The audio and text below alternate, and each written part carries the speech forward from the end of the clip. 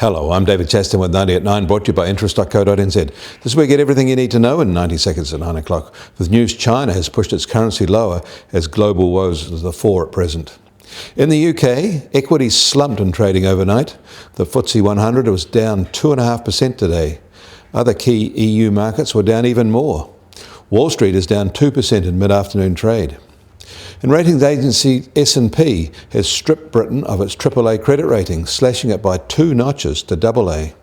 They also said they see higher risk that Scotland will create a constitutional issues. In the US, new data out for their services sector shows continued expansion, but at a more subdued pace. In China, new data out there for Shanghai shows a fast pace of new home buying. It was up 20% year on year. The average price is now at $7,750 a square metre. On that basis, a 100 square metre home would cost $775,000. In Australia, they're in the last few days of their election campaign, and the incumbent government looks likely to retain power, according to the latest polls. And in New York, the benchmark US Treasury 10-year yield has fallen further and is now at just 1.46% in late trading today. Locally, swap rates were stable yesterday, but they did flatten, especially the 1 to 5 curve, which is now down to just 11 basis points.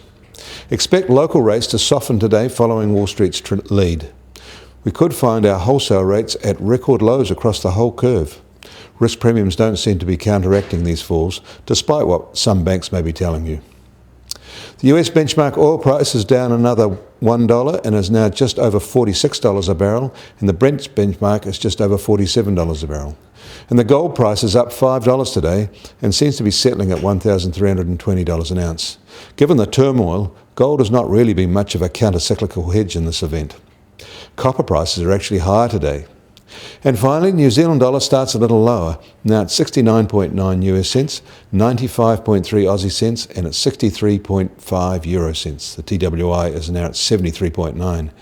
Our currency continues to rise against the British pound, and the Chinese yuan fell to its weakest level since late 2010, after China's central bank cut its daily fixed value for the currency by its biggest margin since the surprise devaluation of August 2015. Today's drop reveals the Chinese aren't acting as a stabilising force, more of an opportunist, and this may raise trade tensions with the Americans.